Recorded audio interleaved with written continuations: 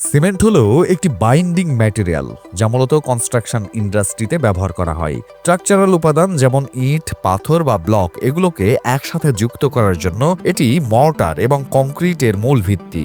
আর concrete হলো পানির পরে পৃথিবীতে সবচেয়ে বেশি ব্যবহৃত দ্বিতীয় প্রোডাক্ট। যন্ত্র জগতের আজকের ভিডিওতে আমরা দেখব সিমেন্ট তৈরির অসাধারণ ম্যানুফ্যাকচারিং প্রসেস, কাঁচামাল উত্তোলন থেকে শুরু করে চূড়ান্ত প্রসেসিং এবং ফাইনাল প্যাকেজিং পর্যন্ত। এছাড়াও থাকছে কিছু মজার তথ্য এবং এই ম্যাটেরিয়ালের পেছনের ইতিহাস যা কনস্ট্রাকশন ইন্ডাস্ট্রিতে বিপ্লব এনে দিয়েছে। সিমেন্ট তৈরি হয় লাইমস্টোন, ক্লে এবং অন্য কিছু মিনারেল যেমন আয়রন অর আর স্যান্ড মিশিয়ে।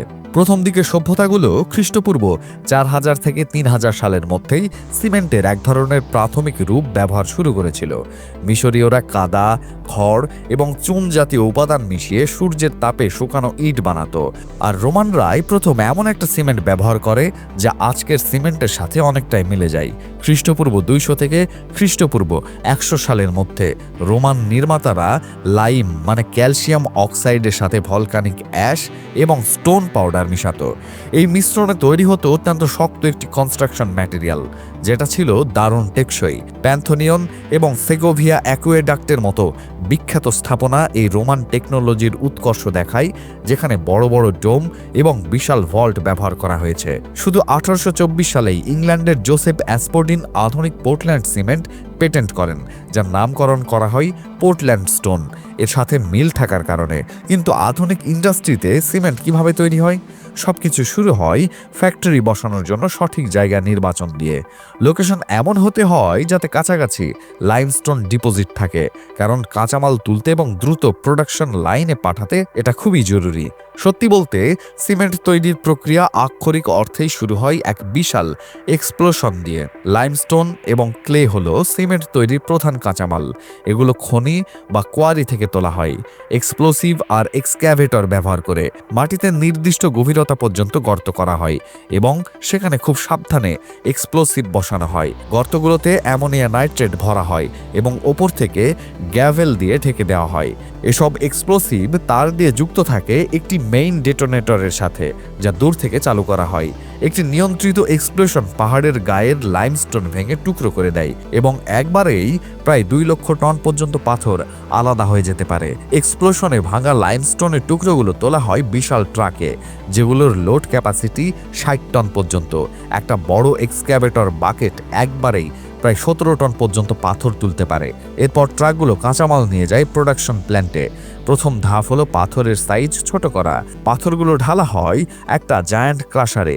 এই ধাপটিকে বলা হয় ক্রাশিং। ক্রাশারের হ্যামার পাথরগুলোকে ভেঙে টেনিস বলের মতো সাইজের টুকরো বানায়।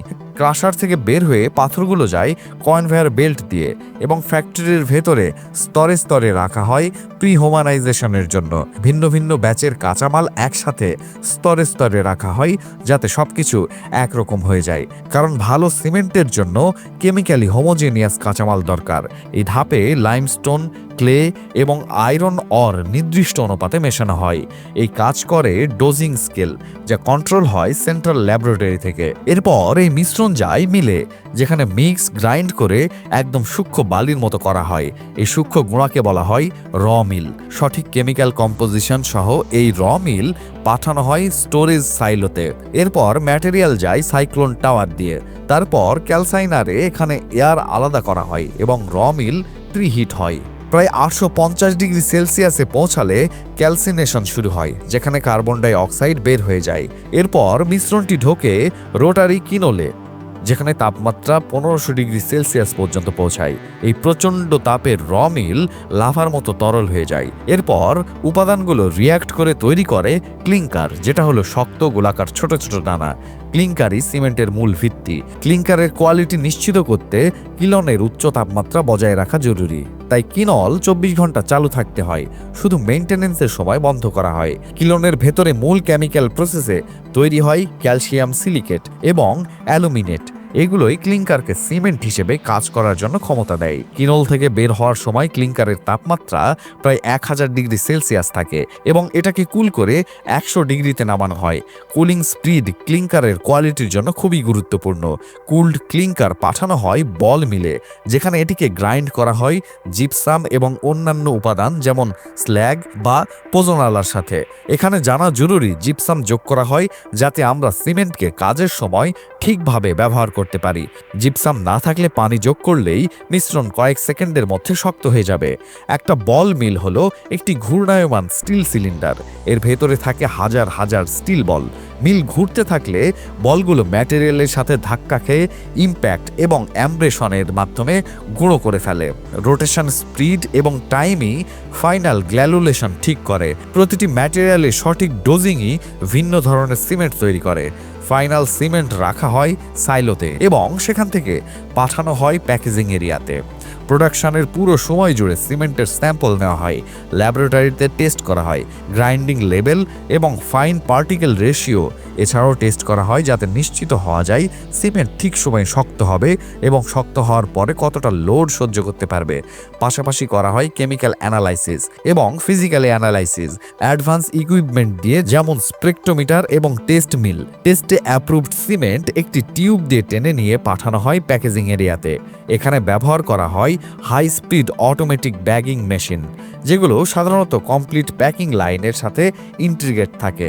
সিমেন্ট প্যাক করা হয় মাল্টিলেয়ার ক্রাফট পেপারের ব্যাগে, যা টিয়ার রেজিস্ট্যান্ট এবং ময়শ্চারাইজার রেজিস্ট্যান্ট। ব্যাগটি ম্যানুয়ালি বা অটোমেটিকভাবে টেস্ট করা হয় এবং মেশিন খুব দ্রুত সেটাকে ভরে দেয়। প্রতিটি ব্যাগে ঠিক 50 কেজি সিমেন্ট ভরা হয়, খুব সামান্য টলারেন্স রেখে। ওজন কন্টিনিউয়াসলি মনিটর করা হয় অটোমেটিক স্কেল দিয়ে। ভুল ওজনের প্যাকগুলো ডিসপেন্স করে আলাদা করে দেওয়া হয়। সিমেন্ট বাল্ক আকারে বড় কনজিউমারদের কাছে বিক্রি করা হয় এবং এর জন্য ব্যবহার করা হয় বিশেষ ট্রাক। এভাবেই সারা পৃথিবীতে প্রতি বছর মিলিয়ন মিলিয়ন টন সিমেন্ট তৈরি হয়। ভিডিওটি ভালো লাগলে লাইক দিন এবং বন্ধুদের সাথে শেয়ার করুন। কমেন্টে লিখে জানান আপনি কোথা থেকে দেখছেন এবং এই এপিসোড কেমন লেগেছে। চ্যানেলটি সাবস্ক্রাইব করুন এবং নোটিফিকেশন বেল চালু রাখুন, যাতে আমরা যখনই নতুন কন্টেন্ট পাবলিশ করি আপনি সাথে সাথে জানতে পারেন। এতক্ষণ আমাদের সাথে থাকার জন্য ধন্যবাদ।